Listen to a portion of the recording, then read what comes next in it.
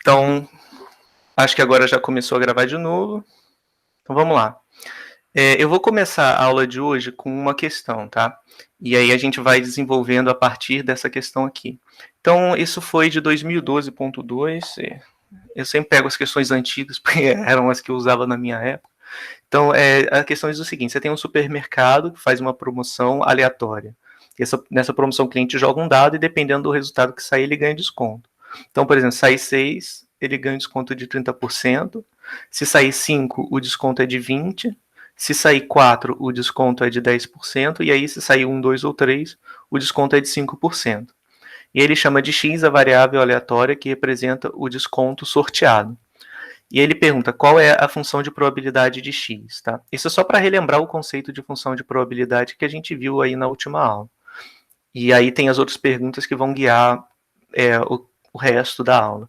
Então, só para constar, né, vamos colocar aqui. Então, eu tenho os descontos, né? Então, se sair 6, o desconto é de 30%. Se sair 5, o desconto é de 20%. Se sair 4, o desconto é de 10%. E se sair 1, 2 ou 3, o desconto é de 5%. Tá? E aí ele chama o desconto de x. Tá? Então vou colocar aqui. Se sair 6 no dado, x é igual a 30%. Tá? Então vou colocar assim. Ele pergunta qual é a função de probabilidade de x. A função de probabilidade, essa função tem vários nomes, e na aula passada eu estava chamando de função de massa de probabilidade. É a mesma coisa. Então, o que é a função de probabilidade? A função de probabilidade ela é definida como p subíndice x da variável aleatória. E ela é uma função, né, que vai do suporte da variável aleatória x e retorna uma probabilidade. Tá? Então, quem é o suporte da variável aleatória x? O suporte é o conjunto de todos os valores que aquela variável aleatória pode assumir. Como a variável é o desconto, então esse espaço fica sendo 0.05, 0.1, 0.2 e 0.3. Tá? Então, bom, beleza, já defini o suporte, já defini o domínio, né, e o contradomínio da função, agora tem que definir quais são os valores. Então vamos lá, o que é px do xzinho? Isso aqui é definido como a probabilidade de x ser igual a xzinho, que vai me dar... Bom, aí essa probabilidade, essa função vai assumir diferentes valores, tá? Então ela vai assumir o valor, vamos começar pelo valor mais baixo, né, de 5%. Então, essa probabilidade vai ser igual a 0.05 se x for igual a... Não, desculpa. Fiz ao contrário. Então, tá, eu tenho que colocar a probabilidade aqui, tá? Então, essa função ela vai retornar meio se o xzinho for igual a 0.05. Tudo bem? Então meio que invertido. Eu tinha posto tipo direto sem prestar atenção, mas na verdade essa função ela vai retornar uma probabilidade, tá? Então associado ao valor xzinho. Então se o valor xzinho for 5%, ou seja, se o desconto for de 5%, ele vai acontecer com probabilidade meio. Então se o desconto for de 10%, ele vai acontecer com probabilidade 1/6. Se x é igual a 0.1, ele também vai ser igual a 1/6 se x for igual a 0.2 e também vai ser igual a 1/6 se x for igual a 0.3. Tá bom?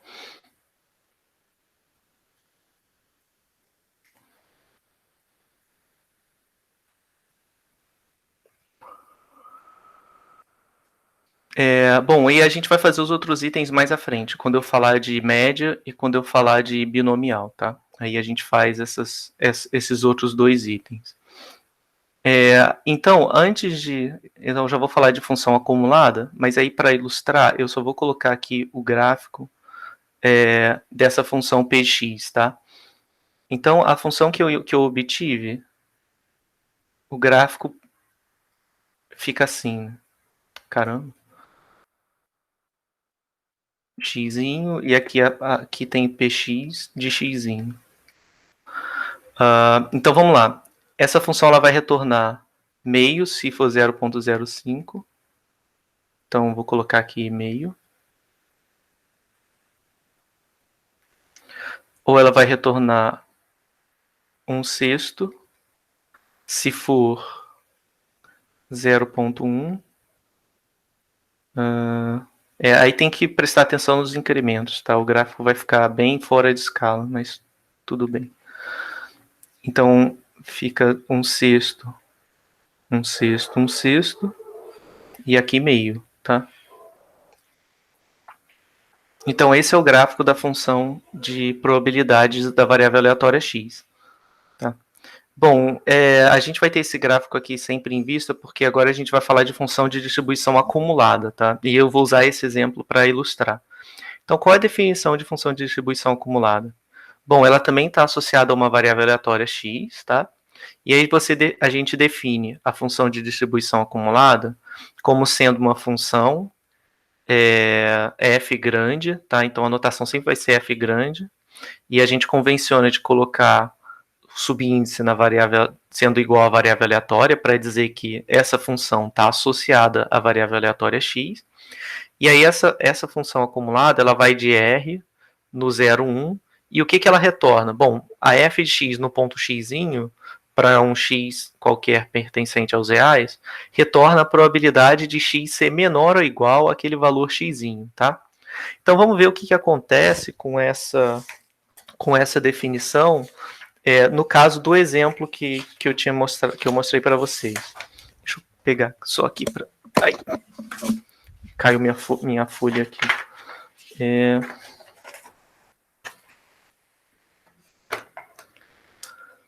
Bom, então vou colocar aqui, pode ser aqui do lado. Eu vou colocar o gráfico da acumulada, tá? Então aqui tem x, aqui tem f grande x de xzinho, tá?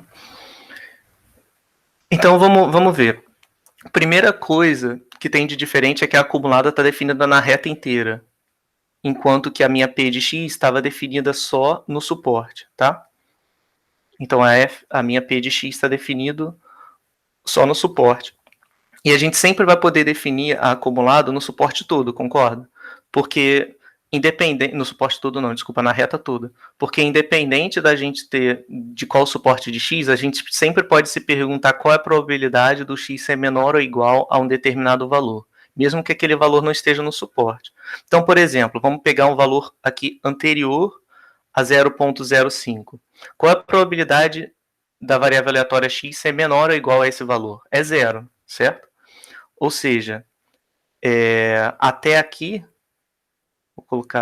já vou colocar aqui os pontos, tá? 0,05, 0,1, 0,2 e 0,3. Tá? Então, quando x é menor ou igual, quando x é menor do que 0,05, a acumulada dá zero, certo? Então, vou colocar aqui, só para não me perder. Eu achei que tivesse aqui na folhinha. Bom, tudo bem. Então, vou colocar aqui P de... vou colocar, sei lá, o caso 1, que é o x estritamente menor do que 0,05. Então, nesse caso, a gente tem que P de x menor ou igual a xzinho vai ser igual a zero, certo? Vamos lá. Se o x for igual a 0,05, o P de x menor ou igual a xzinho vai ser igual a P de x ser igual a 0,05 Eu vou fazer só uma vez com esse detalhamento, depois eu vou fazer mais direto. União com x menor do que 0,05. Tá? E é isso que significa menor ou igual. Significa que ou o x é igual ou o x é menor. E aí, como essa interseção desses dois eventos é vazio, eu posso separar como P de x igual a 0,05 mais P de x menor do que 0,05. Tá? Essa probabilidade aqui é igual a zero. Então vai ficar só Px de 0,05. Tá bom? Ou seja, vai dar meio. Vou colocar o meio aqui. Tá? Então a gente nota que já tem uma descontinuidade aqui, concorda? Essa descontinuidade vem do fato de 0,05 estar no suporte, tá? Porque ela vinha sendo igual a zero, e aí para todo x menor do que 0,05, e quando x é igual, tem esse salto aqui. Tá? Então vamos continuar fazendo para os outros casos. Eu só vou colocar aqui mais uma janela. Será que eu consigo colocar lado a lado? Espera aí.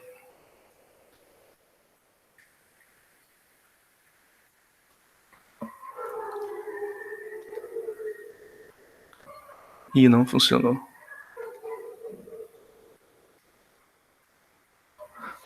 O que eu fiz aqui? Ah, beleza. Ah, que estranho. Eu queria deixar uma coisa do lado da outra. Bom, vou ter que fazer do jeito burro, né?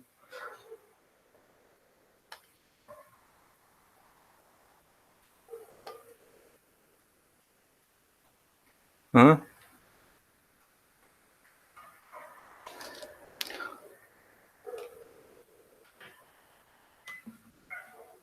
Tá.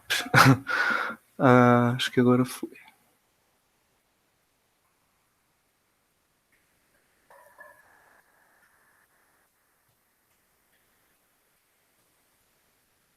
Ah.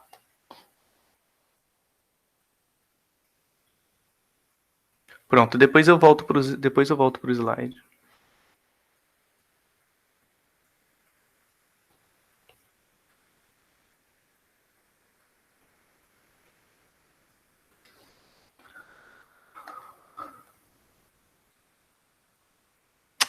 Eu sempre erro. Tá, então vamos continuar aqui. Se eu tiver agora um x qualquer, vamos dizer x entre 0,5. Se eu tiver x entre 0,05 e 0,1, então P de x menor ou igual a x fica sendo P de x igual a 0. Eu acho que seria melhor eu colocar... Eu vou colocar assim.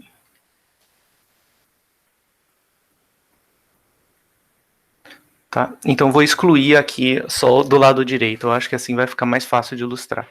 Então tá, P de x ser menor ou igual a x para todo x nesse valor, ou seja, agora eu estou pegando x aqui, tá? Essa probabilidade vai ser igual à probabilidade de ser igual a 0,05, que vai dar meio. Tá? Ou seja, se eu seguir até aqui, vai continuar sendo meio. Agora, quando eu pegar o x entre 0,1 e 0,2, eu vou ter P de x menor ou igual a x igual a P de quê? Bom, se o x é menor ou igual a x, agora o meu x está aqui, tá? Então eu vou pegar esses dois valores, tá? Porque ele vai estar aqui no meio, em algum lugar aqui no meio. Então, para todo mundo aqui no meio, eu vou ter essas duas probabilidades aqui. Então, vai dar P de x igual 0,05 mais P de x igual a 0,1. Ou seja, deu Px de 0,05 mais Px de 0,1.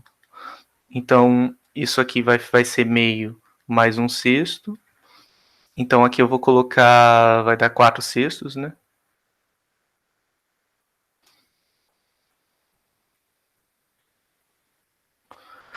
E assim sucessivamente. Então, quando eu tiver x maior ou igual a 0,2,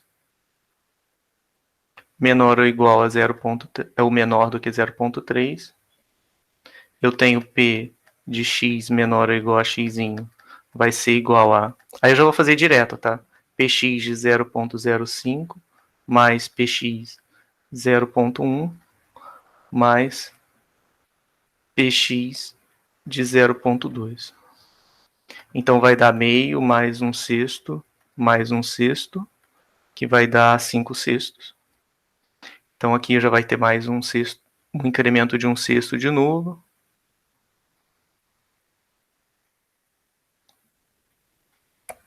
E aí agora, para todo x maior ou igual a 0,3, o P de x menor ou igual a x vai ser igual a 1, tá?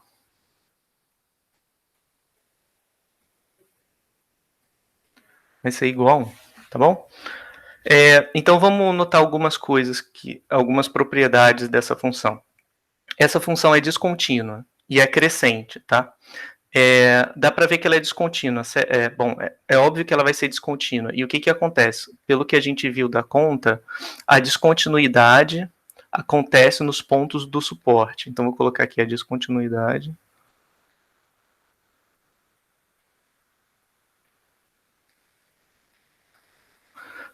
Nos pontos do suporte.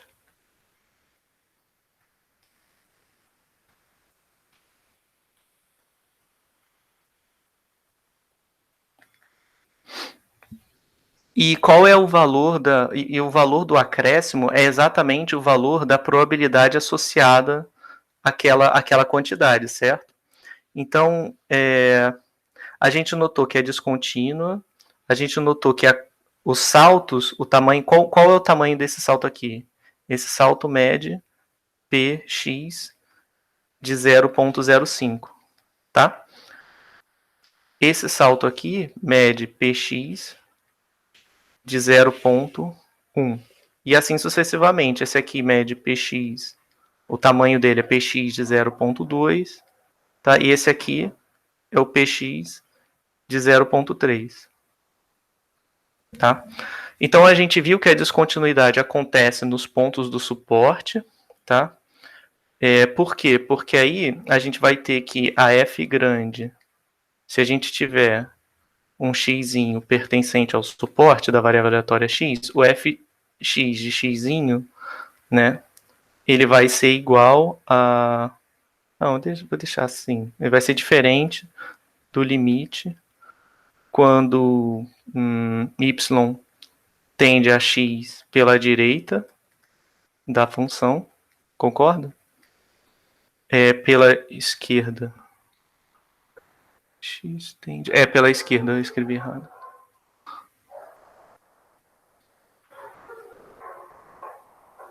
Tá? Ou seja, é isso que eu quero dizer com a descontinuidade nos pontos do suporte. Quer dizer que se x pertencer ao suporte, a gente vai ter que o valor da função no ponto x, por exemplo, esse valor aqui, vai ser diferente do limite dessa função, aqui deveria ser y, o limite dessa função no ponto y quando o y converge a x pela esquerda, tá? Então, essas descontinuidades, elas sempre vão acontecer no suporte, e o valor e a diferença, né, essa diferença entre f de x e o limite, então vou colocar aqui essa diferença entre f de x e o limite da fx de y, quando y tende a x pela esquerda, essa diferença vai dar exatamente igual ao valor da probabilidade naquele ponto x, tá certo? Porque a diferença entre f de x e o limite pela esquerda é exatamente essa altura que aparece aqui, tá bom? Então, deixa eu voltar para os slides para a gente ver, porque vai ter as propriedades todas enumeradas direitinho aqui. Bom, então vamos lá, vamos notar a primeira delas. A f de x é não decrescente, tá? Bom, fácil de ver isso, né? Por quê? Porque à medida que o argumento vai aumentando, né?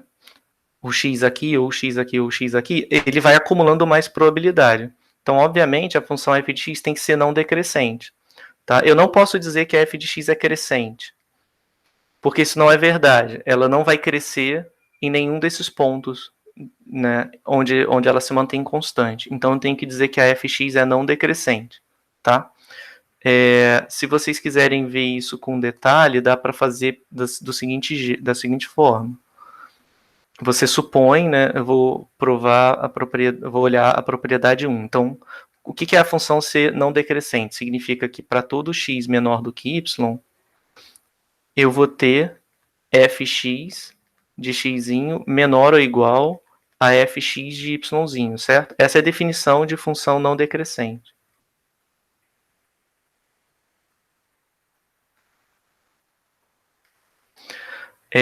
Bom, isso aí é fácil de ver, né? Porque eu tenho que f de x é p de x menor ou igual a x. Isso aqui é menor ou igual a p de x menor ou igual a y, porque a gente tem que o evento x menor ou igual a x está contido no evento x menor ou igual a y. Tá? Então a gente já viu lá anteriormente que sempre que um evento está contido no outro, a probabilidade do evento contido é menor do que a probabilidade do evento que contém ele. Isso aqui vai ser fx de y. Tá? Então tem essa relação. F é não decrescente. O limite, quando x tende a menos infinito do f de x, né, vai ser sempre igual a zero. Tá bom? Isso também faz sentido. Por quê? Porque o x aqui tem um suporte fixo, né? Por exemplo, nesse caso, ele tem esse suporte aqui. Quando o x se aproxima de menos infinito, a probabilidade vai ficando... Ele vai chegar uma hora que não vai ter mais ninguém no suporte, entendeu? Então aí o limite dessa probabilidade vai ser igual a zero, tá? Quando o limite, quando x tende a mais infinito, é 1, porque, enfim, isso aqui convergiria para a probabilidade de x ser menor do que menos infinito, que é 1. Então, qualquer que seja a função acumulada, ela sempre vai estar entre 0 e 1, tá? Então, ela sempre vai estar contida aqui no 0, 1. Então, essa função é caracterizada também de modo único, que quer dizer que se x é uma outra variável tal que ela tem a mesma acumulada, então ela tem a mesma distribuição, tá? Isso é uma coisa importante, porque a distribuição, lembra, a distribuição da variável aleatória está relacionada a essa quantidade, que é a função de probabilidade. Então, a função de probabilidade determina todas as probabilidades associadas àquela variável aleatória. Então, ela define só as probabilidades de cada resultado, mas eu consigo calcular qualquer evento envolvendo esses resultados. Por exemplo, eu consigo calcular a probabilidade de x pertencer ao evento 0.1, 0.2, por exemplo. Ele não é nenhum resultado, mas eu consigo usar p de x para calcular essa probabilidade. A px para calcular essa probabilidade aqui. Da mesma forma, eu poderia usar a f grande de x para fazer isso. Tá? E é fácil de ver por quê. Porque se eu tenho a f grande de x, né, por completo, eu tenho o gráfico, e aí cada salto do gráfico vai me dar as px, e com as px eu posso construir a probabilidade de qualquer evento envolvendo o x. Então é isso que essa propriedade 4 está dizendo aqui, que a função de densidade acumulada caracteriza a variável aleatória de forma única, né? ou seja, xy for uma outra variável que tem a mesma acumulada, a distribuição de x e de y vai ser a mesma, tá? Isso quer dizer o quê? Por exemplo, se tivesse um outro supermercado que usasse o mesmo esquema para dar desconto, a distribuição de probabilidade desses dois mercados seria a mesma, porque elas teriam a mesma função acumulada, tá? Então, se x é discreta, a gente tem que a acumulada é a soma... Oi, pode falar. Eu fiquei numa dúvida sobre se você tem a função de distribuição acumulada tipo, igual a outra, no caso, com o mesmo... Quando você diz igual, é tipo o gráfico igual ou num ponto só? Não, é igual no gráfico tudo. Tá. Valeu. Porque, assim, não, nada, sem problema. Porque uma coisa deixa eu só colocar aqui para ficar explícito, né? Uma coisa é você dizer que x é igual a y, onde x e y são variáveis aleatórias, tá? Então você pega x e y, variáveis aleatórias. Uma coisa é dizer que x é igual a y. Outra coisa é dizer que p de x é igual a py. Ou que fx é igual a fy, tá? Então, igualdade é mais forte, tá? Então, você tem que x é igual a y, então, quando você rodar o mecanismo aleatório que gera valores de x e o mecanismo aleatório que gera valores de y, esses dois valores gerados sempre vão ser iguais, tá? É diferente da igualdade entre distribuições. Se, por exemplo, você joga dois dados honestos, um vermelho e um verde, eles têm a mesma distribuição, concorda? Porque os dois são honestos. Mas o valor do dado não vai ser sempre igual ao do outro, tá? Então, se eu estiver falando do mesmo dado, aí beleza, aí eu tenho as variáveis aleatórias iguais. E se eu tiver dados diferentes, mas ambos honestos, os dois vão ter a mesma função de densidade, a mesma função de probabilidade e a mesma função acumulada, tá? Porque uma coisa implica a outra. Se eu sei esse cara, eu consigo construir esse. Se eu sei esse aqui, eu consigo construir esse outro. Tudo bem? Tranquilo. Tá, beleza. E aí o outro ponto era o que eu tinha falado com vocês. Se o x é uma variável discreta, então você consegue, com a acumulada, a relação da acumulada com a função de massa de probabilidade é essa daqui. A acumulada no ponto x é a soma de pxy para todo y menor ou igual a x, tá? Como a gente viu aqui em cima. Deixa eu voltar aqui. Como a gente viu aqui, né? Por exemplo, quando eu calculei a probabilidade do x ser igual a 0,05, eu somei todos os valores que x podia assumir até 0,5 ou antes, que são esses dois, que seria só esse valor aqui, tá? Mas se eu quisesse um x aqui, aí o que eu ia fazer? Eu ia somar o px de 0,2 com o px de 0,1 com o px de 0,05. Então é isso que essa última propriedade aqui está me dizendo, tá? Então, ficou alguma dúvida sobre isso, pessoal? Ops. Eu vou voltar para as propriedades. Tá? Então, é bem simples. A gente vai ver depois quais são as características da função acumulada quando a variável aleatória é contínua, mas isso quando a gente for falar de variável contínua. Tá? Aí aqui eu só coloquei o exemplo anterior, tá? Para vocês visualizarem. Então, é o que a gente já olhou aqui. Aqui deveria ser um sexto. Depois eu vou consertar isso e mandar para vocês botar lá no Drive. Então, vamos fazer um exemplo aqui só para fixar. É de uma coisa que eu não falei muito, mas, enfim, é importante para... Isso daí, volta e meia, aparece em prova, né? Então, já que a gente está falando de função de probabilidade, vamos definir uma aqui para uma variável aleatória x. Então, essa função de probabilidade eu estou definindo como sendo px de x igual a k, que é uma constante positiva, vezes 2 elevado a menos x, tá? E aí, qual é o suporte da variável aleatória? Esse suporte é 0, 1, 2, infinitamente. Então, é a primeira vez que aparece um suporte infinito para a gente. Quer dizer, já apareceu antes, mas como variável aleatória, é a primeira variável aleatória que eu defino que tem um suporte infinito, tá? Essa variável aleatória, ela é discreta ou não é discreta?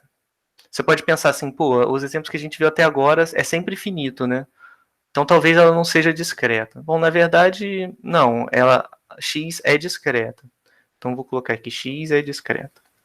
Qual é a definição da variável aleatória ser discreta? Uma variável aleatória x é discreta se o seu suporte é enumerável.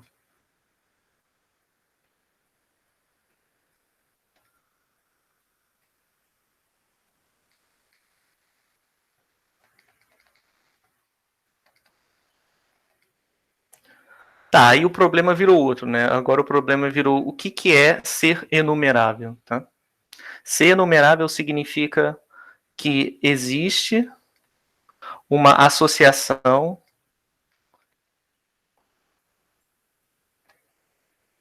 bijetiva entre... aqui no caso é o suporte, tá? Então o suporte é o ômega x. Então existe uma correspondência bijetiva entre ômega x e o conjunto dos naturais. Caraca, que definição bizarra. Meio parece complicado, né? Mas não é muito, não.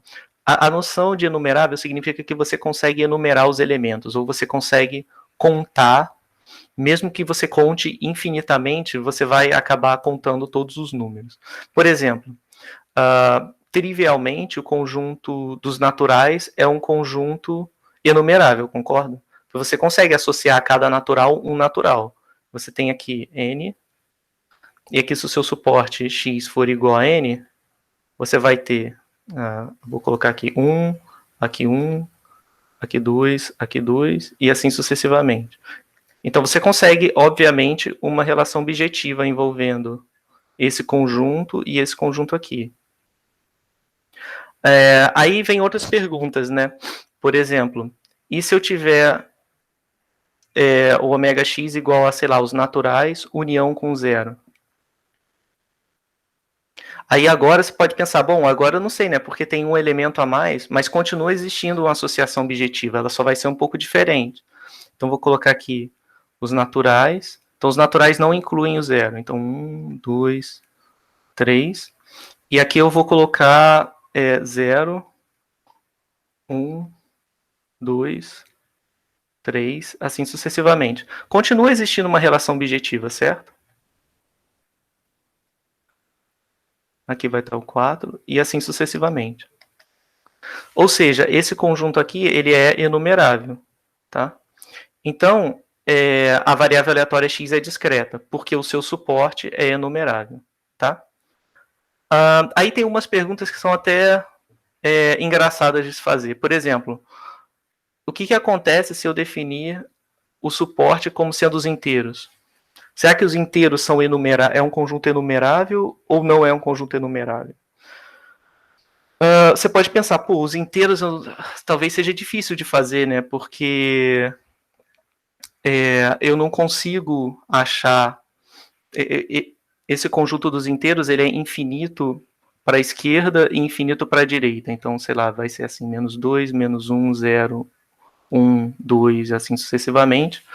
E aqui, o que eu vou ter vai ser os naturais, né? 0, 0 não, 1, 2, 3, 4 e assim sucessivamente. Então, a princípio pode parecer que não, porque, sei lá, a gente imagina que tem o dobro de inteiros, né, falando entre aspas, do que naturais. Mas não é verdade, existe uma bijeção. Como é que a gente pode formar uma bijeção entre inteiros e os naturais? Alguém tem alguma ideia? Multiplica por menos 1, depois por 1, os naturais. Sim, mas o que eu quero fazer é uma associação. Eu quero uma lei que pegue cada inteiro, cada natural e jogue num inteiro de tal forma que eu cubra todos os inteiros. É isso que eu estou procurando. Professor, você relaciona o 1 com o 0, aí a partir daí os pares com os números positivos e os ímpares com os negativos. Exatamente, exatamente. Então eu vou colocar os pares aqui e os ímpares eu vou jogar nos negativos, tá? Assim eu consigo cobrir todo mundo. O desenho ficou... Esse aqui não é no 4, esse aqui é no 5. O desenho ficou muito ruim, mas você consegue imaginar, né? Porque você tem uma infinidade de pontos, você pega metade daquela infinidade, que seriam os pares, e associa tudo com os positivos, e a outra metade associa com os negativos. Bom, vai ficar faltando zero, mas aí é só você colocar... Sei lá, você pega um dos naturais e joga no zero, e a partir daquele ponto você começa a fazer essa divisão entre pares e... de pares e ímpares com positivos e negativos. Então o Z também é enumerável. Eu não vou fazer aqui com vocês, mas os racionais também são enumeráveis, tá?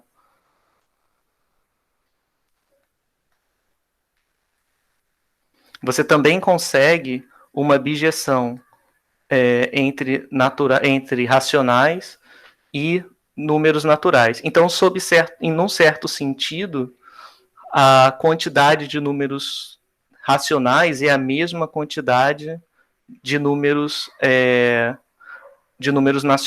naturais, tá? E como você vê isso, né? O que você vê é assim, o número é racional, você tem, sei lá, se x pertence aos racionais, então é porque x é igual a um p sobre q, para algum p inteiro e algum q inteiro. Então, eu posso, ao invés de identificar com essa divisão, eu posso identificar assim, como um par ordenado, p e q, tá? E aí, se você colocar num gráfico, você vai ter P aqui e Q aqui. Eu vou fazer só com os racionais positivos, mas aí os negativos a gente faz como fez aqui. Separa metade dos naturais para os positivos e metade para os negativos. Então não vou me preocupar. Então, na verdade, o que eu vou ter é algo assim. Tá? Eu tenho todos os aqui em P, eu tenho todos os valores entre 0 e 1. Não, entre 0 e mais infinito, né, naturais. E no Q, entre de 1 para cima. Então, o que eu preciso é uma abjeção que pegue todos esses pontos aqui e jogue nos naturais. Bom, é fácil fazer, eu posso fazer assim, ó.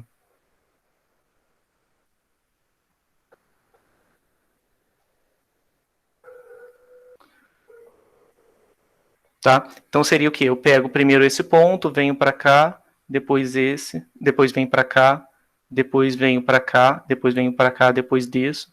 Então vai ser sempre assim, eu subo, aí desço.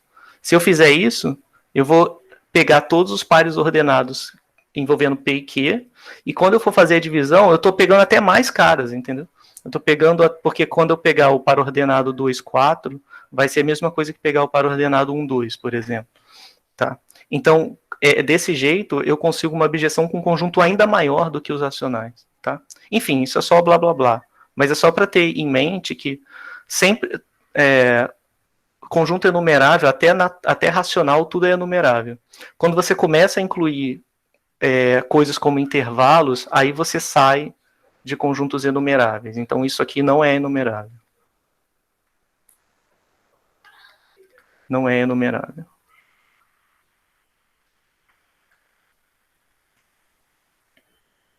Tá? Ou, tipo, a reta também não é, o conjuntos positivos também não vai ser enumerável, que aí eu não vou conseguir mais fazer nada nesse sentido, de bijeção. Bom, mas então, foi blá blá blá suficiente. O que eu queria fazer na questão era o seguinte, eu sei que px de x é igual a k, que multiplica 2 elevado a menos x, né? E eu sei que o x está entre 0, x pertence a 0, 1, 2 e assim sucessivamente. E aí eu pergunto, tá, qual deve ser o valor de k de modo que px seja de fato uma função de probabilidade? Bom, para ser função de probabilidade, eu precisaria que o px de x sempre é um valor entre 0 e 1, o que já é verdade. Eu também preciso que a p de x, o somatório de p de x com x variando em todo o suporte tem que dar 1, tá? Em geral, essa é a propriedade que vocês vão usar quando tiver que descobrir, que dizer se uma função é uma função de probabilidade ou não. Então, para que isso seja verdade, eu tenho que o somatório de k, 2 elevado a menos x, para x igual a 0 até mais infinito, tem que ser igual a 1. Isso aqui vai dar, vou escrever assim, k somatório x igual a zero até mais infinito de 2 elevado a menos x. Isso aqui é uma PG, né? A soma de PG vai dar k vezes 1 sobre 1 menos meio. É uma PG de razão meio. Ou seja, aqui deu k, que multiplica 1 sobre meio, ou seja, k que multiplica 2, ou seja, 2k. Então eu sei que 2k é igual a 1, logo k é igual a meio. Tá? Então, em geral, quando tiver... É porque isso aqui sempre cai, sempre aparece em prova, coisas assim, tem coisas desse tipo. Então, só para vocês já terem em mente que, em geral, quando se perguntar x é uma função de probabilidade, o x determina uma função de probabilidade, em geral, vocês têm que verificar essa condição aqui, tá? Bom, e aí é só para esse exemplo é só para mostrar para vocês que para uma variável ser discreta não preciso ter o suporte finito, basta que seja enumerável, como é esse caso aqui, tá? Nesse caso você tem infinitos valores associados, mas como o conjunto é enumerável, ela continua sendo discreta. Bom, então já que a gente está falando de variável aleatória discreta, a gente passa para os modelos discretos. Ficou alguma dúvida até aí, pessoal?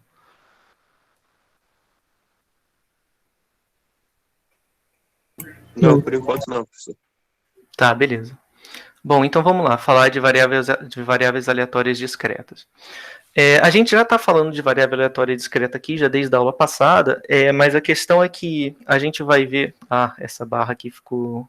Devia sair assim, para fazer o item e vir para cá para baixo, mas tudo bem, depois eu conserto isso. A gente vai falar aqui sobre alguns modelos de variável aleatória discreta, tá? E esses modelos, cada modelo desse está relacionado a uma distribuição, a uma família de distribuições diferentes. A gente vai ter o modelo Bernoulli, binomial e hipergeométrico. O que isso significa? Isso significa que a gente está reconhecendo algumas características, né, de distribuições que são comuns e aparecem toda hora. Então a gente coloca nome para elas. Então a gente vai ver aqui a Bernoulli, binomial, a hipergeométrica e a geométrica. Então vamos falar aqui da variável aleatória Bernoulli, tá? A gente já tinha visto no finalzinho da aula passada, mas eu achei que ficou meio corrido, aí eu decidi seguir por aqui. Então a gente tem uma variável aleatória x, tá? Lembrando que a variável aleatória sempre vai do suporte, sempre vai do espaço amostral para a reta. Então essa x ela vai ser Bernoulli de parâmetro p, se x assume os valores 0 ou 1, ou seja, se o suporte for binário, 0 ou 1, e, bom, dado que o suporte é o 0, 1, a função de massa de probabilidade ela vai estar associada aos dois valores, 1 e ao 0. Então, quem é o Px de 1? Px de 1 é a probabilidade x igual a 1, e eu estou chamando essa probabilidade de Pzinho. E quem é o Px de 0? É a probabilidade de x ser igual a 0, que eu estou chamando de 1 menos P. Então tem que ser P e 1 menos P, tá? Porque o Px de 0 mais o Px de 1, até pelo que a gente viu aqui anteriormente, isso tem que dar 1, certo? Então se eu chamei esse cara aqui de P, então esse aqui tem que ser obrigatoriamente 1 menos P, tá? Bom, e aí como que fica essa função massa de probabilidade? Como fica a função massa de probabilidade? Tem duas formas de definir. Eu posso definir ela assim: Px de x igual a P se x igual a 1, ou 1 menos P se x igual a 0, tá? Ou as pessoas às vezes têm um pouco de preguiça, né? Ao invés de definir assim, que você define com essa chave aqui, dizendo, botando os casos, você também pode definir em uma linha só. Aí por isso que vem a preguiça que eu falei. Você pode colocar P elevado a x, 1 menos P elevado a 1 menos x. E dizer, isso vale para x pertencente ao conjunto binário 0, 1. Tá? Bom, vamos ver se isso é verdade. Bom, ele está me dizendo aqui que x só pode ser 0 ou 1. E o que acontece se o x for igual a 1? Se o x for igual a 1, aqui vai dar P e aqui vai dar 0. Porque vai ficar 1 menos P elevado a zero, tá? Ou seja, se x igual a 1, Px é igual a P. Então tá batendo. E se o x for igual a zero? Se o x for igual a zero, essa parte aqui vai dar 1 e essa parte aqui vai dar 1 menos P. Então tá batendo. Ou seja, essas duas definições aqui são totalmente equivalentes, tá? A gente vai usar mais essa definição aqui do que a definição de cima, tá? Mas é só um artifício, essa questão de ficar colocando o expoente aqui, tá? É só para não precisar gastar 2 linhas para escrever. E uma vez que você escreve assim, fica mais fácil fazer algumas contas com essa definição. Mas enfim, são todas, tudo quer dizer a mesma coisa. Então a notação é essa daqui, tá? O que essa notação significa? Eu leio assim: x tem distribuição Bernoulli de parâmetro P. Então esse tio aqui sempre vai significar tem distribuição.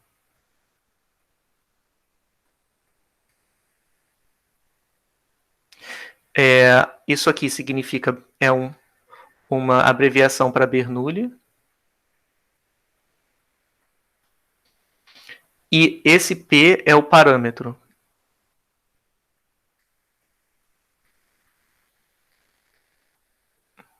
Tá? Então sempre é assim, quando a gente vai definir uma distribuição de probabilidade com nome conhecido, a gente vai dizer x tem distribuição, coloca o nome daquela família, e aquela família vai ter parâmetros. Os parâmetros são valores numéricos, tá? Que definem a distribuição daquela variável aleatória.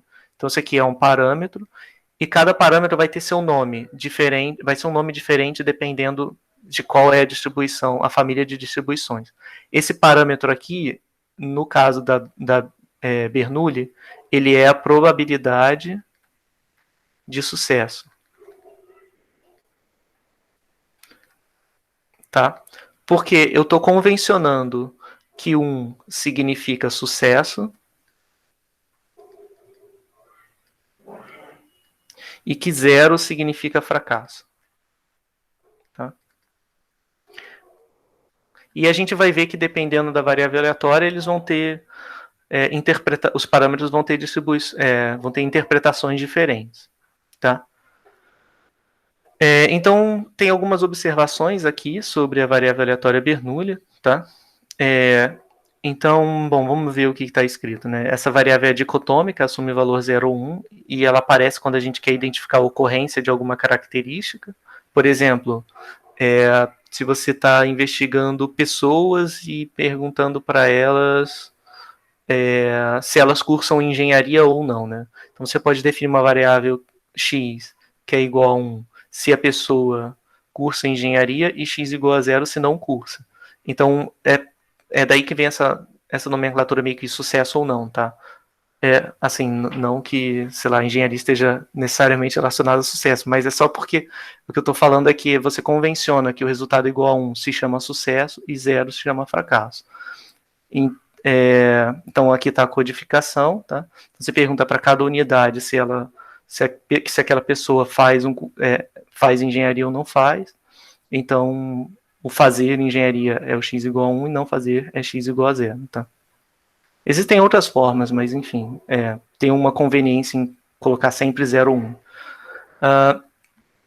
O espaço amostral não aparece explicitamente na definição, sei lá por que colocaram isso. Na verdade, o espaço amostral não, é verdade. Tá? Em geral vai acontecer isso, a gente ficou falando muitas vezes de espaço amostral, mas a gente vai usar muito espaço amostral quando for falar de eventos e probabilidades de eventos, sem associar os eventos a variáveis aleatórias. Quando a gente começa a associar os eventos a variáveis aleatórias, a gente meio que não precisa mais usar a questão do espaço amostral, porque o conceito de suporte da variável aleatória, ele já é suficiente para descrever todo o comportamento probabilístico daquela variável. Então a gente não precisa mais definir formalmente a variável aleatória como uma função do espaço amostral para fazer as contas. Então por isso a gente acaba não trabalhando com ômega explicitamente. Bom, a gente tem ensaios de Bernoulli, né, que são sempre sucesso ou fracasso, mas não podem ser as duas coisas, e o parâmetro P, que é a probabilidade de sucesso. Tá, então vamos fazer esse exemplo para ver mais sobre isso. Então, considere um experimento onde uma moeda honesta é lançada uma vez, modelado pelo espaço amostral ômega 1, igual a ômega grande 1, que é cara e coroa. Tá? Então, você está jogando a moeda e pode cair cara ou pode cair coroa. Então, bom, essas probabilidades no espaço amostral estão definidas como P1, tá? Em que P1 de W1 é igual a meio para qualquer que seja o Wzinho 1. Tá?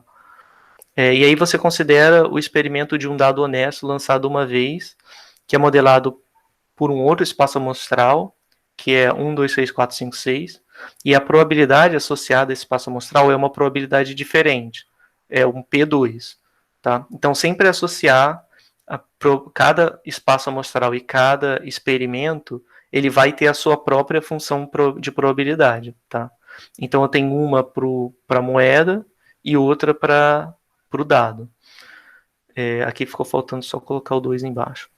Então, seja x1 a variável definida por x1 de ômega 1 igual a 1 se o resultado for caro, e x1 de ômega 1 igual a 0 caso contrário. Tá? E seja x2 definida por x2 de w2 igual a 1 se o resultado for par, e x2 de ômega 2 igual a 0 caso contrário, ou seja, caso seja ímpar. Tá? Então, o que acontece? O x1, ele pertence ao intervalo, ele pertence ao conjunto binário 0, 1, concorda?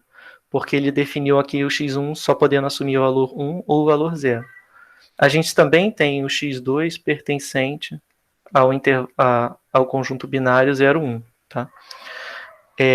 Só que eles estão associados a ômega 1 e a ômega 2, que são diferentes.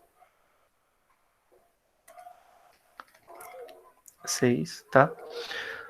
E se eu perguntar qual é a distribuição de probabilidade de x1, tá? Eu tenho duas alternativas. Eu posso dizer que P de x1 no 1 é igual a meio, e que P de x1 de 0 é igual a meio. Isso determina a distribuição de x1. Mas eu também posso dizer x1 segue Bernoulli meio, tá? É a mesma coisa. Isso aqui é meio que um atalho, tá? Então, só para termos de notação. E o x2? Bom, o que acontece? O x2 eu posso definir da mesma forma. Como o suporte é o 0, 1, então eu vou ter que calcular o px2 de 1. Quem é o px2 de 1? É a probabilidade de x2 ser igual a 1 e x2 é igual a 1 se o resultado for par. Então vai ser meio também. E como só tem dois valores possíveis, né, 0 ou 1 para essa variável aleatória, o px de 0 também vai ser meio. Ou seja, o x2 também vai ter distribuição Bernoulli meio. Então, repara que essas variáveis estão definidas com base em experimentos totalmente diferentes e as duas têm a mesma distribuição, tá? Mas elas não são iguais. O x1 não é igual a x2. Então, é só um exemplo para fixar para vocês a questão de que mesma distribuição é um conceito diferente de ser a mesma variável aleatória. Essa variável aleatória está relacionada ao lançamento de dados, essa daqui está relacionada a cara e coroa. Quando uma é igual a 1, não necessariamente a outra variável também vai ser igual a 1, tá? Então, elas são variáveis aleatórias diferentes com a mesma distribuição.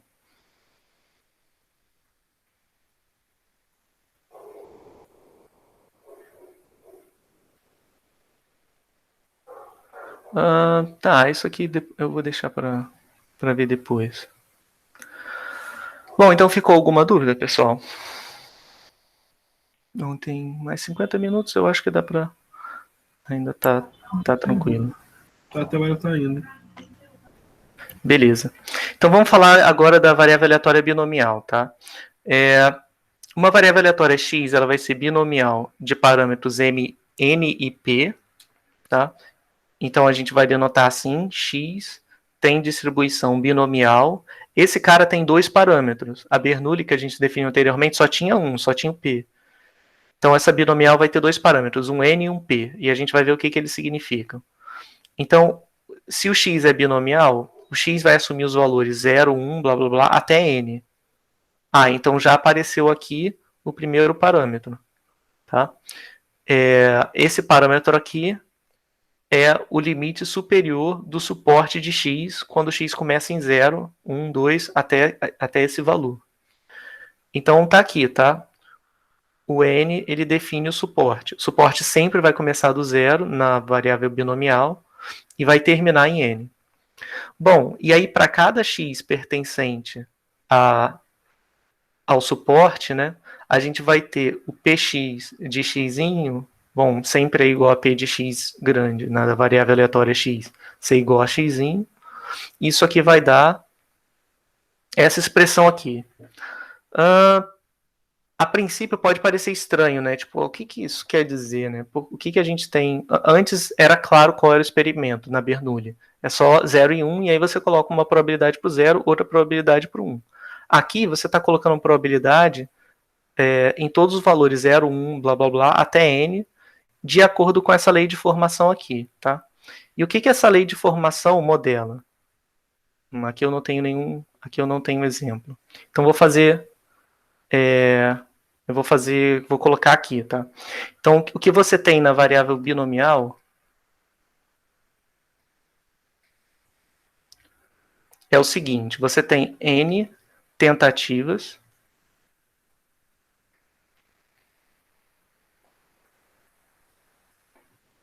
independentes. E aí nessas n tentativas a gente tem um sucesso, cada uma delas vai representar um sucesso ou um fracasso.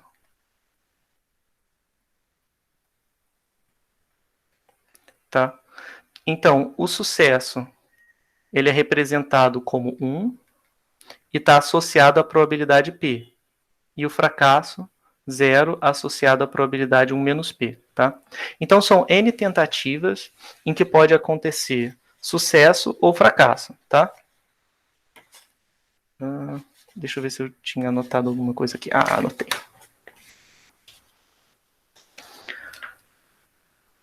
E aí, beleza, o que significa a variável aleatória x? Se eu definir x como o número de sucessos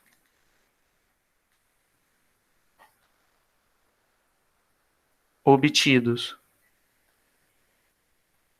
nas n tentativas,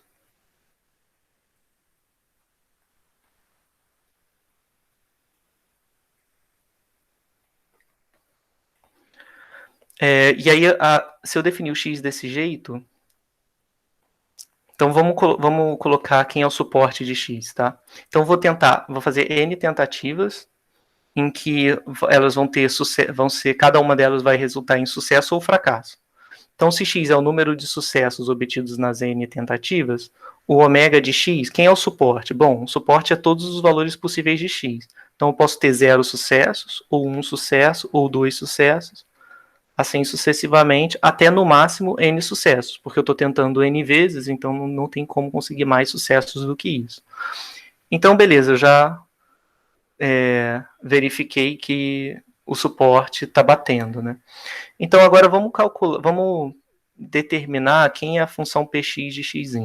Ou seja, como eu calculo a probabilidade de x grande ser igual a x para todo x no suporte. Tá?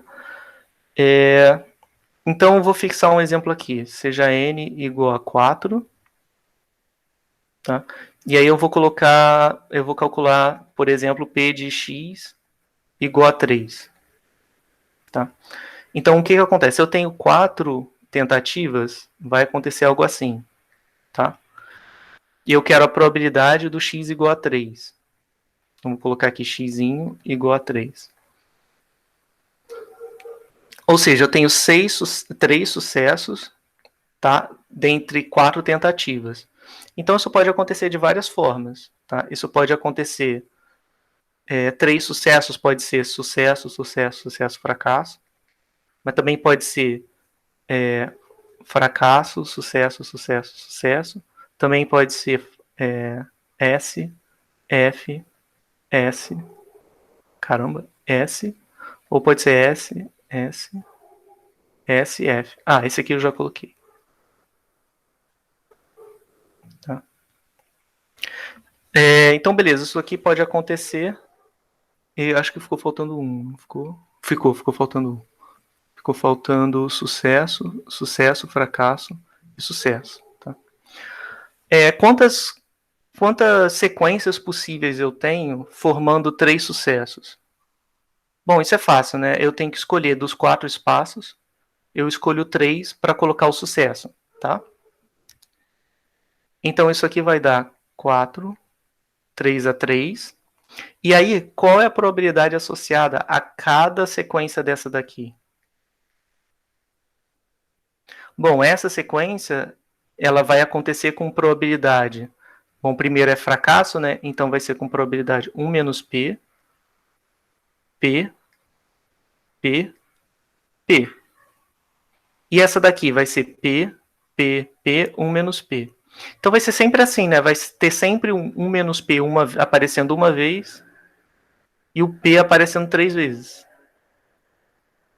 Então isso aqui daria o quê? P elevado a 3, 1 menos P elevado a 1, tá?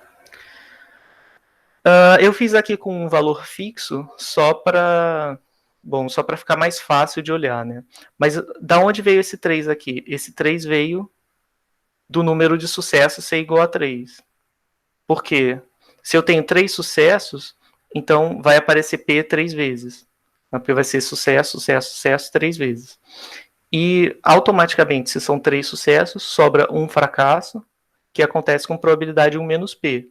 Então, essa parte aqui modela a sequência específica envolvendo, qualquer sequência específica envolvendo 3 sucessos e um fracasso, e essa parte conta quantas sequências existem onde é de tamanho 4, onde a gente tem 3 sucessos e um fracasso. Então, de forma mais geral, o P de x igual a x fica sendo o quê? Fica sendo n, que é o número de tentativas que eu vou fazer. Então, aqui são n. E aí, eu tenho x sucessos, né? Então, vou colocar sucesso aqui x vezes. Então, tenho x sucessos. E eu tenho n menos x fracassos. Então, vai ficar... O sucesso acontece com probabilidade P. Então, P elevado a x. E o fracasso com probabilidade 1 menos P. E aí, quantos fracassos vão sobrar? Bom, eu tenho n tentativas, vão sobrar n menos x fracassos. Então, isso aqui é a distribuição de probabilidade da binomial. Tá? E a binomial sempre vai representar isso, o número de sucessos obtidos em n tentativas, em que a probabilidade de sucesso é igual a P. Tá? Então, é exatamente isso que está sendo colocado aqui no slide. Tá bom? E a notação é essa, x binomial, n, que eu digo o número de sucessos, e p, a probabilidade de fracasso. Tá bom? Ficou claro a definição dessa variável aleatória?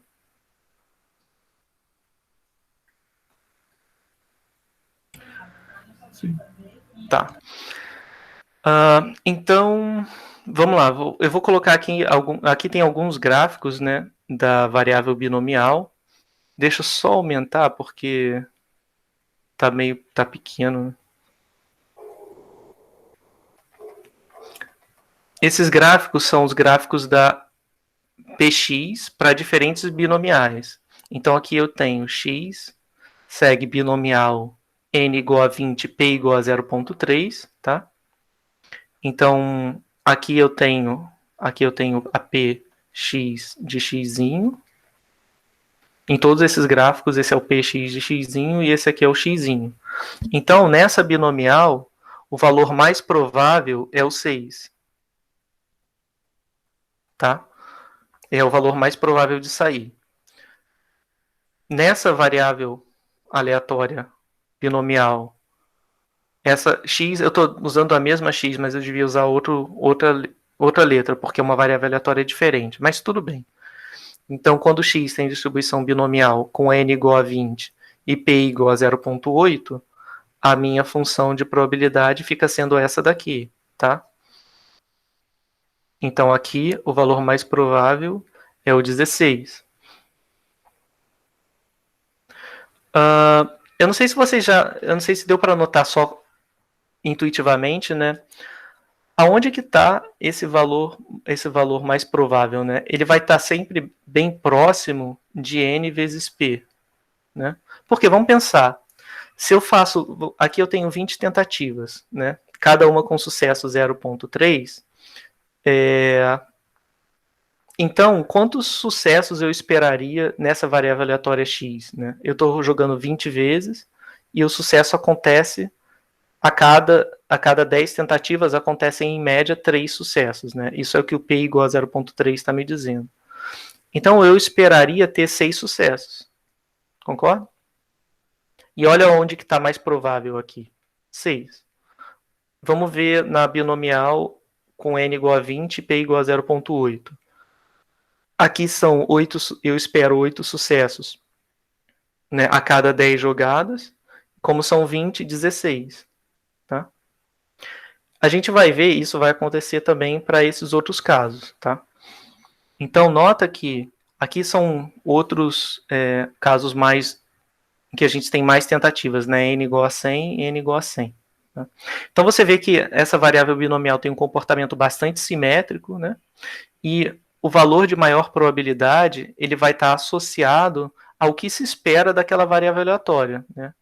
Nesse caso aqui, eu espero ter N vezes P, que é igual a 20, 20 não, é P 0,5, né, que é igual a 50, como sendo o valor mais provável. E aí acontece isso, tá? É só para vocês terem uma ideia geométrica, né, de como é a função de probabilidades dessa variável aleatória. Então, vou voltar.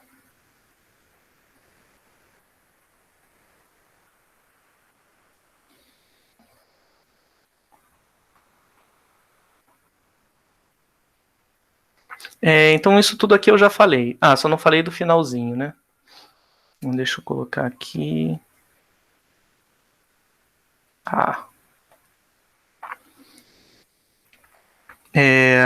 A gente estava falando, né, que o x é usado para modelar o número de sucesso em n tentativas, mas o que eu não falei foi que essas tentativas podem ser vistas como variáveis Bernoulli independentes com Professor, probabilidade de sucesso p. Pode falar.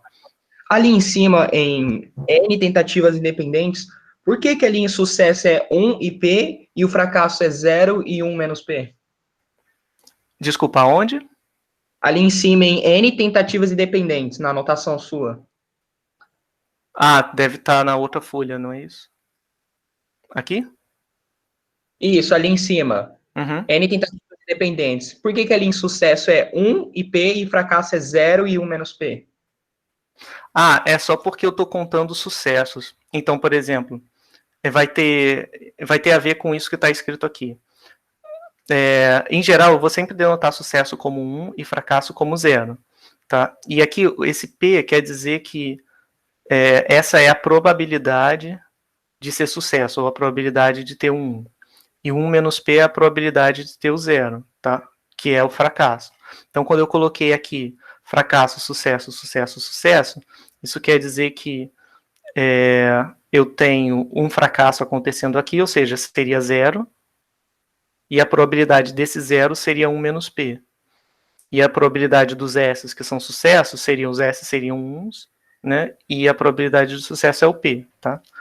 É só uma abreviação, só para constar que eu tenho sucesso, estou chamando de sucesso 1 e estou associando a esse 1 a probabilidade P e fracasso, o 0 com probabilidade 1 menos P. Tudo bem? Ah, sim, entendi, obrigado. Nada. Mas isso daqui está mais relacionado com a questão dos ensaios independentes de Bernoulli, né? Porque o que acontece? Nesse exemplo, eu tenho uma binomial NP. Então, eu tenho aqui binomial NP. Então, vou colocar x segue distribuição binomial. Não posso colocar x igual binomial, tá? Tem que dizer x tem distribuição binomial NP. Aí, o que eu estou fazendo? Eu estou contando quantidades de sucesso, concorda? Bom, a gente já viu em algum momento, não sei se foi na aula passada ou na aula retrasada, que a gente pode contar sucessos somando variáveis aleatórias binárias. Então, eu estou somando n variáveis aleatórias xi, onde xi são todas independentes, com distribuição Bernoulli. Por que Bernoulli? Bernoulli de probabilidade P. Por que Bernoulli P? Porque a Bernoulli faz exatamente o papel de contar sucesso ou fracasso, certo? Quando o xi é igual a 1, eu tenho sucesso. Então, se o xi é igual a 1, eu tenho sucesso. Né? Sucesso na tentativa I. E se eu tenho xi igual a 0, eu tenho fracasso na tentativa I. Tá? E aí, se eu somar todos os xi's, o que eu vou ter é, se essa soma de xi der xzinho, é porque eu sei que aconteceram xzinho sucessos, tá? E cada sucesso aconteceu com probabilidade P. Vocês conseguem ver que é exatamente a definição da binomial? Se eu pegar e somar todas essas Bernoullis, né, sendo independentes, eu vou ter a distribuição binomial, tá? Porque é exatamente isso que a binomial faz. Eu defini ela como a variável que representa o número de sucessos em n tentativas, em que cada tentativa é sucesso ou fracasso, e o sucesso acontece com probabilidade P.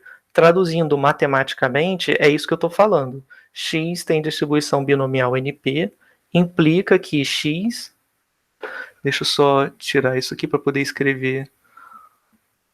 Implica que essa mesma variável aleatória x pode ser escrita como a soma de n variáveis aleatórias xi, né, x1, x2, x3 até xn, tais que cada uma delas vai ser uma Bernoulli P.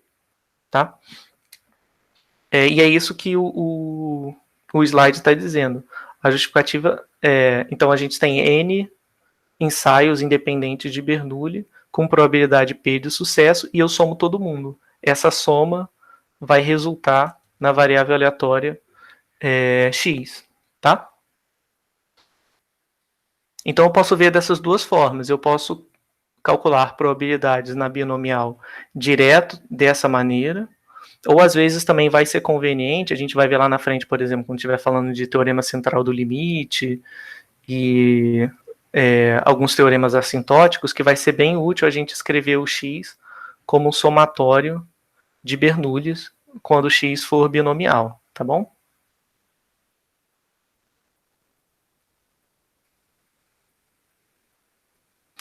Aqui tem uma demonstração, mas é exatamente o que eu fiz aqui nesse exemplo mais simples, né?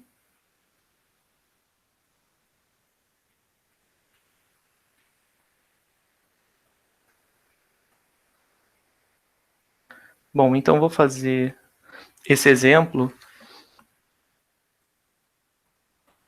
Então, no exemplo 3, a gente sorteava com reposição 2 bolas de uma urna, contendo, esse exemplo 3 era o da aula passada, contendo 3 bolas brancas, então a urna tem 3 bolas brancas, e 2 bolas pretas, tá? Isso aqui é com reposição.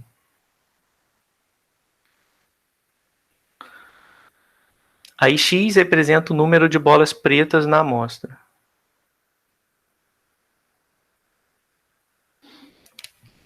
Bom, então o que acontece? Eu posso definir como sucesso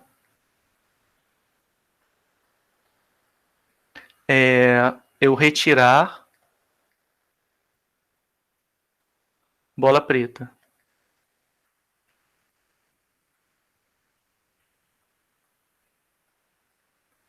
Tá? Se eu fizer isso, eu tenho que eu contar x como sendo o número de bolas pretas.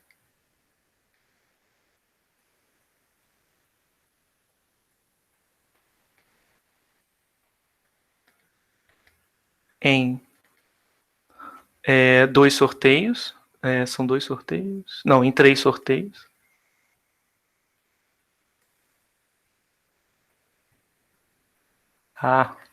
Então X é o número de bolas pretas em 3 sorteios. Como eu estou definindo o sucesso como retirar a bola preta, então o X também vai ser o número de sucessos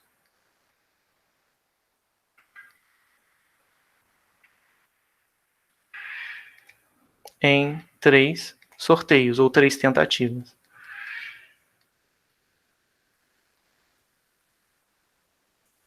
Tá? Bom, e aí como eu tenho 3 bolas, como é com reposição, e eu tenho 3 brancas e 2 pretas, eu tenho que P, que eu vou definir como a probabilidade de sucesso. O sucesso é retirar uma bola preta, então vai ser 2/5 essa probabilidade, tá? E aí é muito fácil calcular probabilidades envolvendo um número de bolas pretas que saem, né? Então, porque eu sei que X tem distribuição binomial. Quais são os parâmetros? O N é o número de tentativas, que são 3, porque eu vou sortear 3 vezes, né? E a probabilidade de sucesso, P, é igual a 2/5. Tá? E aí, de posse, uma vez que eu identifico que isso aqui é verdade, é bem fácil calcular probabilidades envolvendo X. É só fazer desse jeito. 3x, 2/5 elevado a x, 3/5 elevado a 3 menos x. Tá?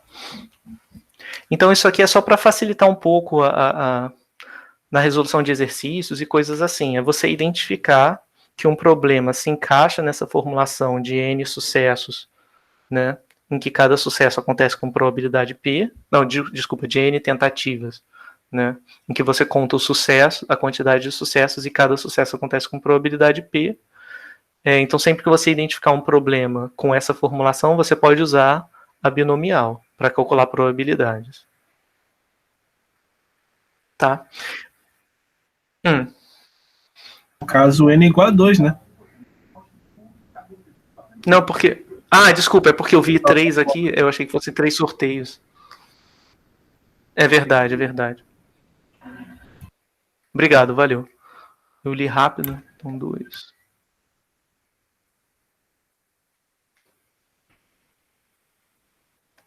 E aqui o x pode estar entre qualquer valor entre 0 e 3. Não, e 2. Ou então 0, 1, 2. Tá? Bom, então vamos fazer um exemplo aqui, que é dessa questão de 2017.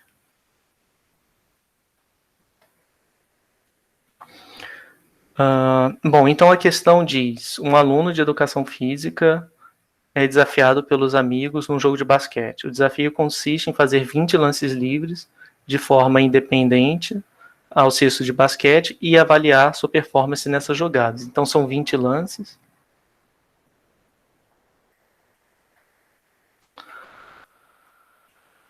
E aí sabe-se que, em média, a cada 20 lançamentos, ele acerta 15, tá? Então eu sei que ele acerta,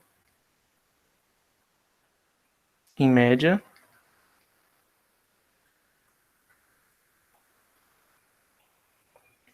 15 lançamentos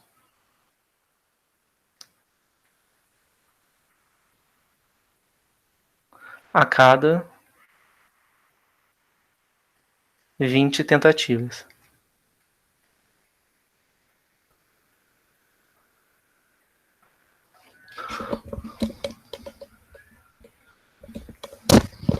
Bom, com base nessa informação, respondo as perguntas. Qual é a probabilidade de que ele acerte pelo menos 17 arremessos? Bom, primeira coisa, né? Quando ele diz que são 20 lances, né? Eu vou ter uma sequência de 20 lançamentos. E aí cada lançamento vai ser um sucesso ou um fracasso. E aí o sucesso vai acontecer com uma probabilidade P qualquer, tá? E esses lançamentos são independentes. Então, qual seria essa probabilidade de sucesso no caso? Bom, ele está dizendo que, em média, ele acerta 15 lançamentos a cada 20 tentativas. Então, esse em média que ele diz aqui é a probabilidade de sucesso que o aluno tem, tá? Esse, em média, 15 lançamentos a cada 20 tentativas, ele vai refletir que P é igual a 15 sobre 20, tá? A gente vai ver mais formalmente no final o que esse em média, por que esse em média corresponde a esse, em média 15 lançamentos a cada 20, né, seria a estimativa, daria uma estimativa da probabilidade de sucesso, tá? Quando a gente falar de valor esperado, daqui a pouquinho. Então, tá, P é a probabilidade de sucesso.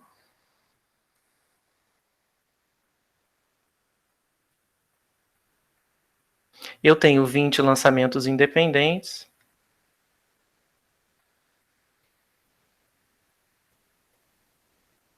Se eu definir x como sendo igual ao número de sucessos, x automaticamente vai ter distribuição binomial, em que o n é igual a 20 e p é igual a 15 sobre 20. Tá? Que vai dar 3/4. Tá? Bom, então ele pergunta, né, qual é a probabilidade que ele acerte pelo menos 17 arremessos? Então está perguntando P de x ser maior ou igual a 17. Tá? Bom, beleza. Como é que eu faço isso? Bom, P de x ser maior ou igual a 17 é o somatório, onde x é 17 até 20, né? De P de x igual a x. Concorda? Bom, e o que é P de... o que é P de x igual a x? Vai ser 20, 17, né? Porque x é binomial. Então, desculpa, 17 não. Agora eu vou colocar P de x igual a x, então são x sucessos. Então vão acontecer com probabilidade P, que é 3/4. Então tenho x sucessos, cada um acontecendo com probabilidade 3/4. E 20 menos x fracassos, cada um acontecendo com probabilidade 1/4. Então aqui 20 menos x. Tá? Bom, isso aí... Bom, e aí acabou, né? Só é um trabalho relativamente grande, porque eu vou ter que calcular isso aqui para x igual a 17, x igual a 18, x igual a 19, x igual a 20 e somar tudo, tá?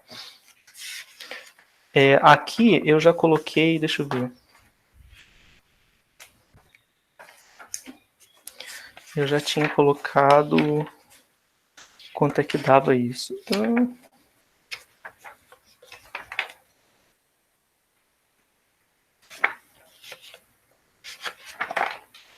não estou achando aqui. Não, tudo bem. Então eu vou deixar para vocês fazerem no final quanto é que dá quanto é que dá isso.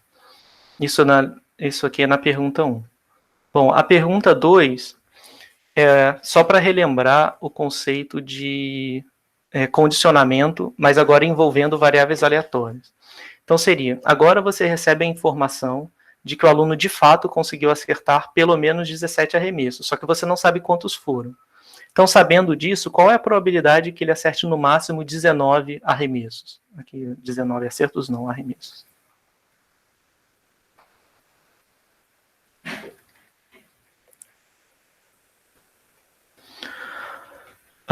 Bom, então o que mudou? Agora eu sei que de fato aconteceu esse evento. O x foi maior ou igual a 17.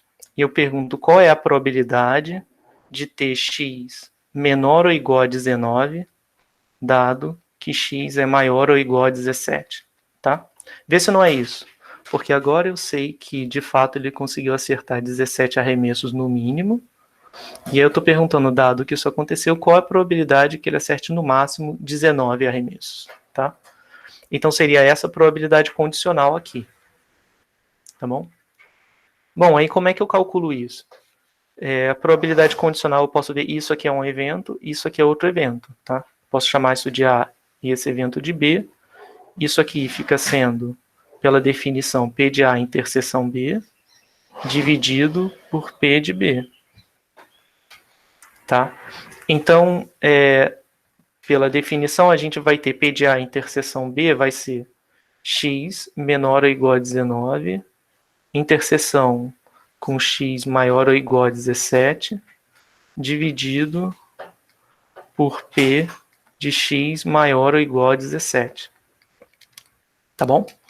Bom, e aí agora a gente pode começar a fazer algumas simplificações, tá? O que significa a interseção de x ser menor ou igual a 19 com x ser maior ou igual a 17? Significa que o x está entre 17 e 19, dividido por P de x maior ou igual a 17. Tá? Bom, e agora é fácil de calcular isso, né? Isso aqui vai dar o quê? Vai dar P de x igual a 17 mais P de x igual a 18 mais P de x igual a 19 dividido por P de x igual a 17. Né? Isso aqui vai dar 1 menos P de x igual a 18 mais P de x igual a 19 dividido por P de x igual a 17. Tá? Eu só separei aqui somando. E aí é fácil, basta substituir isso na forma da binomial. 7? Quê? Ah, maior ou igual, desculpa. Ah, não copiei errado lá em cima. Deixa eu pegar aqui.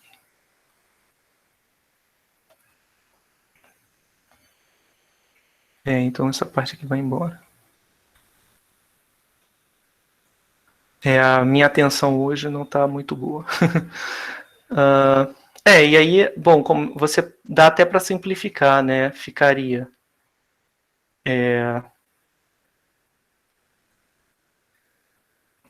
P de x igual a 17 mais x igual a 18 mais P de x igual a 19, só para fazer menos conta. Aqui dividido por P de x igual a 17 mais, aqui eu vou colocar reticências, mais P de x igual a 20. Ou x igual a 19 mais P de x igual a 20. Tá? Ou seja, isso aqui é 1 menos P de x igual a 20 por P de x maior ou igual a 17. Tá? E aí é fácil, é só você usar a fórmula da binomial para calcular essas duas probabilidades. A probabilidade que estava embaixo, a gente já calculou no item 1. No item 1 já está calculado. E a probabilidade do x igual a 20, né, ficaria sendo menos. X igual a 20 significa que é o quê? Só teve sucesso, né? E cada sucesso acontece com probabilidade 3/4. Então é 3/4 elevado a 20 dividido pelo P de x maior ou igual a 17, que era o que a gente tinha feito lá em cima, né? Tudo bem?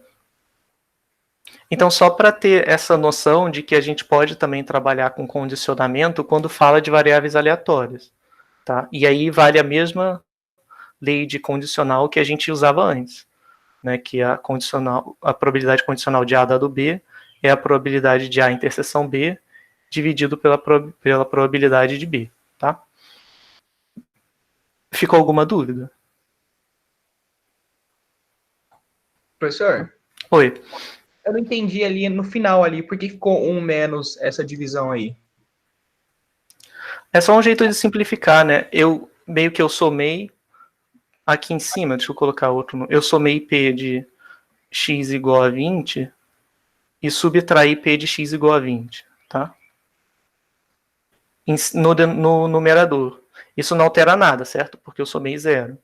E aí, quando eu pegar essa parte toda e dividir por isso aqui, vai dar 1. E aí vai sobrar o menos px igual a 20 dividido por p de x maior ou igual a 17. Fez sentido? Ah, tá. Entendi. Tá? Eu só passei rápido, mas era porque eu queria mostrar que não precisava ficar calculando todos esses valores de novo, entendeu? Mais alguma dúvida?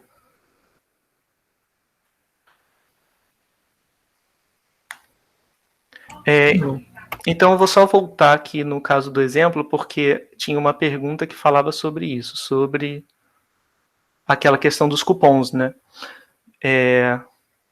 Então, se vocês lembram, né, era aquela questão de você ter um desconto que é aleatório, e aí eu vou voltar lá em cima para pegar o P de X, né?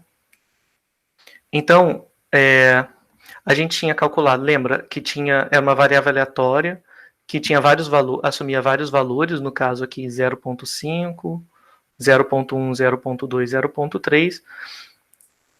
E aí no item C, isso aqui era a distribuição da variável x, tá? Então, eu já sei que x tem essa distribuição aqui. E ele perguntava, primeiro, a função de probabilidade de x. O desconto médio eu vou falar depois, tá?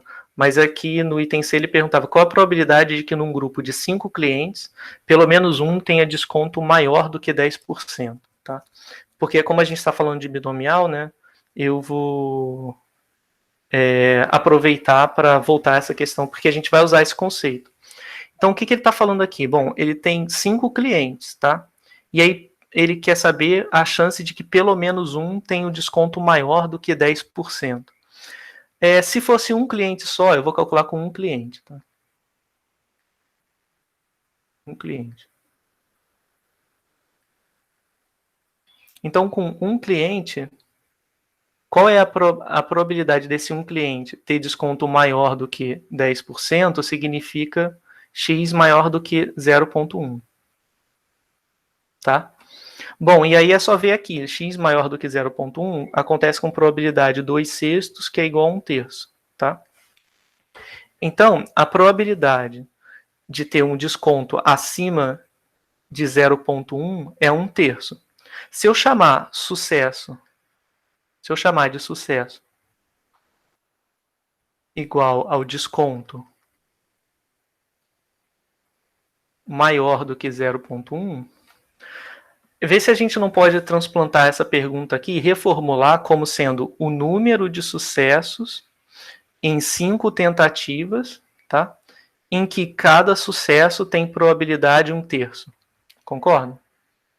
Porque cada cliente que vai entrar, ele vai tentar ter mais de 10% de desconto. Essa tentativa são as tentativas dos ensaios de Bernoulli, que definem a binomial, e aí a probabilidade de sucesso é a probabilidade do desconto maior do que 10%. Tá? Então, eu vou chamar aqui de y a variável aleatória que representa o número de clientes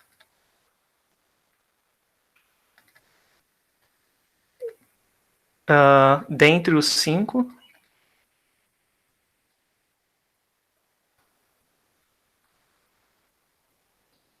que consegue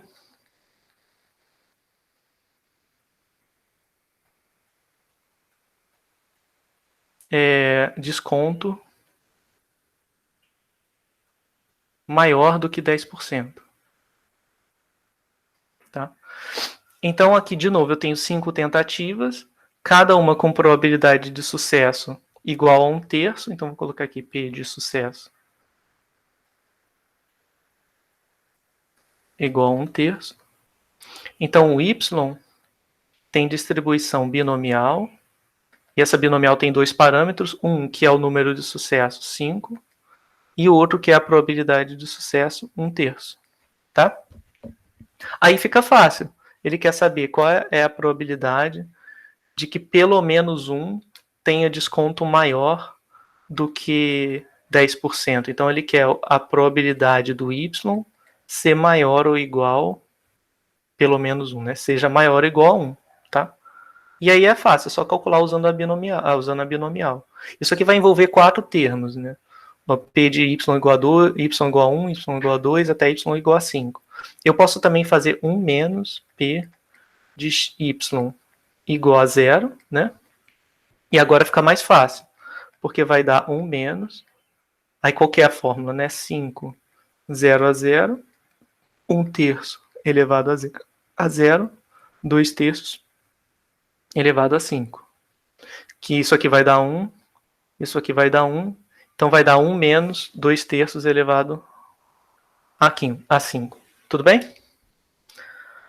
Isso é só para mostrar que isso é bem comum de aparecer nas provas, tá? Você ter que calcular uma probabilidade envolvendo uma historinha, e aí em um dos itens ele vai te perguntar, se você repetir esse experimento, sei lá, 5 vezes, 10 vezes, qual é a probabilidade de ter 3 sucessos, entendeu? E você vai acabar recaindo numa binomial, tá? E aí fica faltando só o item 2, que tem a ver com o desconto médio. E aí a gente vai abordar isso lá na frente.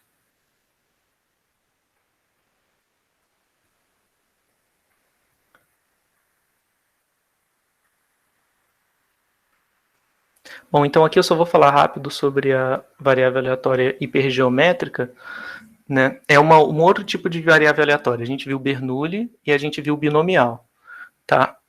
A binomial é o número de sucessos obtidos de forma em tentativas independentes, em que cada tentativa acontece com sucesso com probabilidade P e fracasso 1 menos P.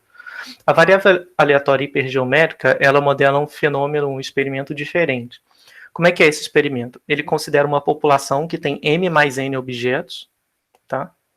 Dos quais m objetos são objetos especiais. Tipo, sei lá, você tem uma urna com m mais n bolas, e m são as bolas azuis, e as n são as bolas vermelhas, digamos assim. E eu estou interessado nas azuis. Então, esse m aqui decodifica elementos especiais dentro de uma população de tamanho m mais n. E aí você define como x o número de objetos especiais sorteados. Aí esse é um detalhe muito importante, sem reposição, tá? Então agora eu estou de fato sorteando, por exemplo, bolas numa urna, em que eu tenho m bolas brancas e n bolas pretas, por exemplo. E aí eu quero contar a quantidade de bolas pretas, mas eu não reponho essas bolas na urna, tá? Então como é que eu posso modelar esse tipo de variável aleatória? Vou chamar essa variável aleatória de x, tá? E aí, bom, primeira coisa, né? A variável aleatória tem o seu suporte, seriam x representa o número de objetos especiais sorteados, tá? Então, se eu chamar o k de m mais n, não, desculpa. O k fica sendo o número de sorteios, tá? Então, fica sendo o número de sorteios. Como eu tenho m mais n objetos, o k tem que ser no máximo m mais n, tá? Porque eu não estou repondo, eu não consigo sortear mais do que m mais n vezes. Então, sendo assim, como as minhas amostras vão ter tamanho k, o valor que x pode assumir é qualquer valor entre 0 e k, tá? Porque eu estou sorteando k vezes, sem reposição. Então, o suporte vai de 0 até k.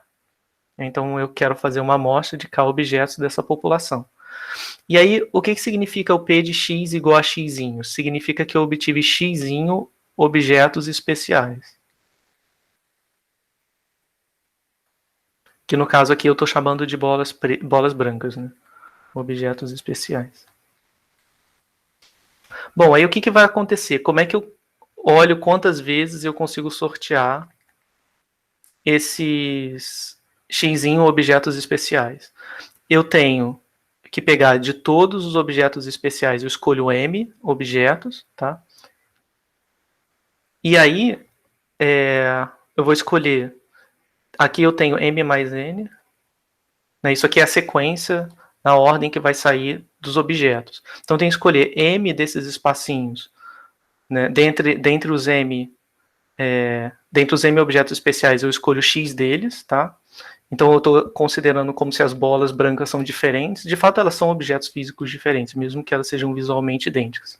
Então, seria quantas formas eu consigo escolher dentre m, x, e dentre as n, eu tenho que escolher as restantes, certo? K menos x.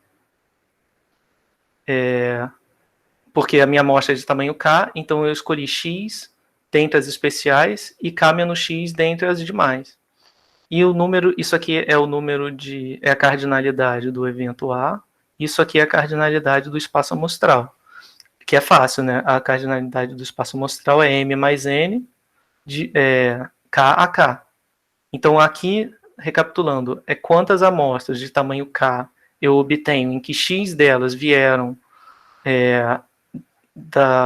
do conjunto de objetos especiais e k menos x vieram do restante. E aqui é tudo misturado, tá bom? Então, essa variável aleatória x, ela representa exatamente isso. É o número de sucessos, né, o número de vezes que você sorteia um objeto especial, né, de uma família de m objetos especiais, em que você tem n outros objetos que não são especiais, e você está coletando uma amostra de tamanho k. Então é outro comportamento. A binomial você tinha sucessos e fracassos que aconteciam independentemente, e aqui não, aqui é dependente, porque uma vez que você obtém um sucesso, que é retirar uma bola especial, né, a probabilidade de sucesso no lançamento seguinte vai mudar, tá? Então aqui não são independentes. Bom, e aqui só tem mais alguns gráficos, né, para ilustrar diferentes escolhas na hipergeométrica, mas eu não vou dar muito detalhe com respeito a isso, não.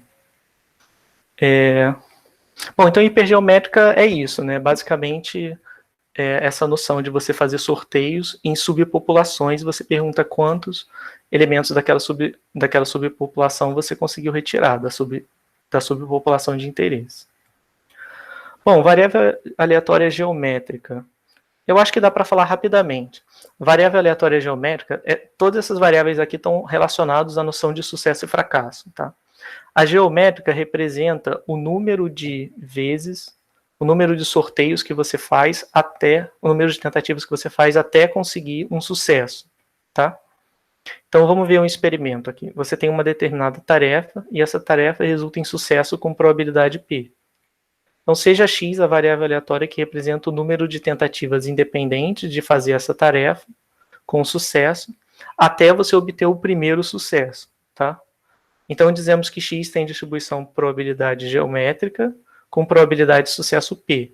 E a gente denota assim, x segue geométrica de parâmetro P. Tá?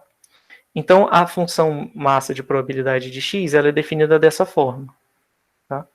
Isso é fácil de ver, concordam? Porque se x representa o número de tentativas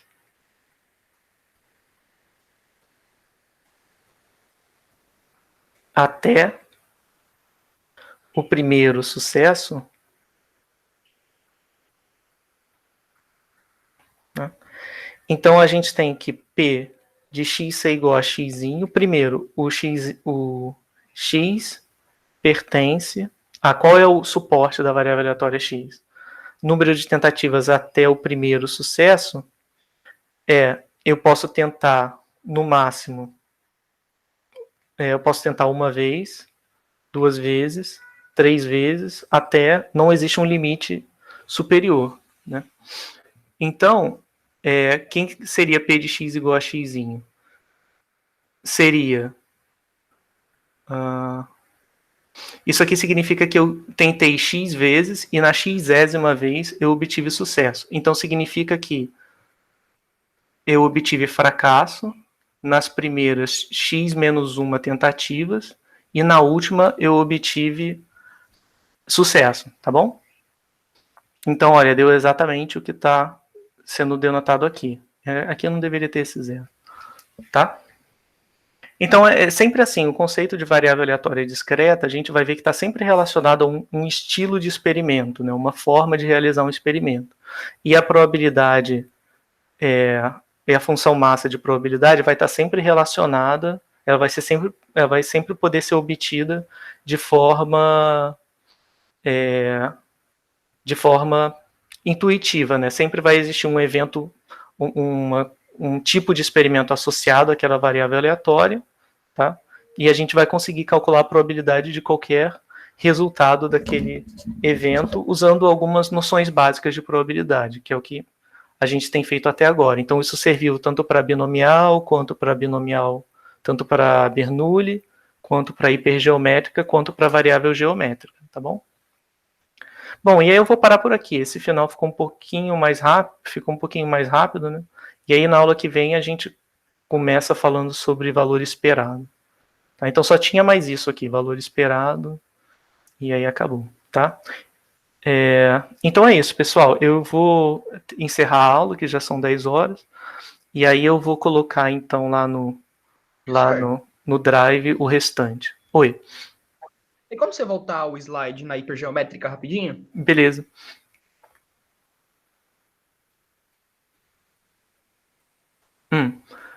Aí, obrigado.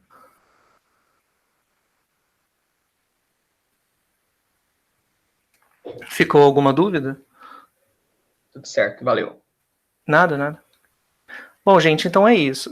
Qualquer coisa, eu vou, então, fazer o finalzinho dessa aula e vou deixar lá gravado. E eu vou colocar também a aula que vem, dado que na segunda a gente tem feriado, né?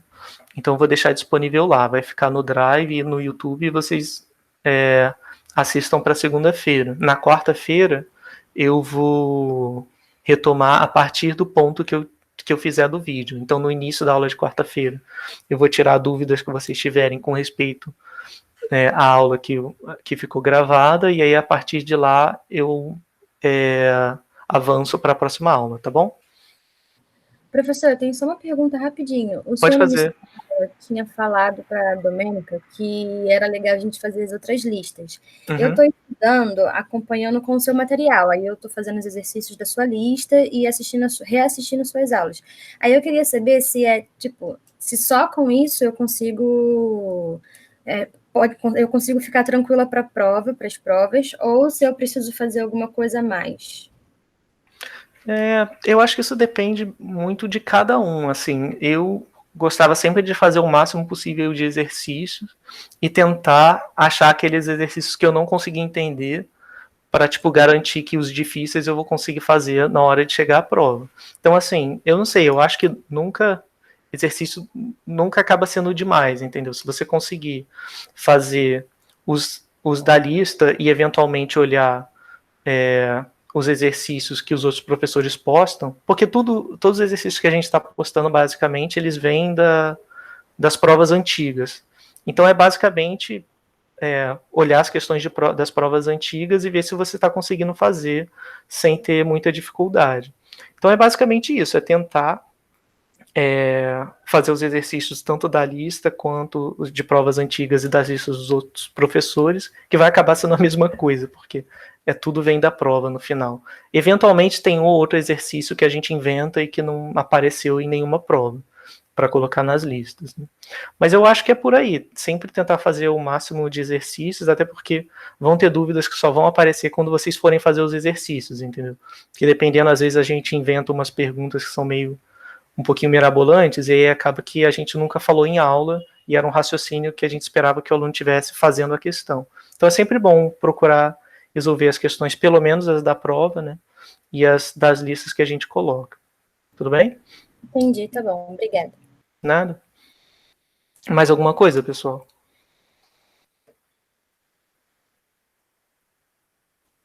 Não? Bom, então beleza. Então eu vou fechar aqui, pausar a gravação, e aí eu coloco essa aula lá no YouTube e no Drive.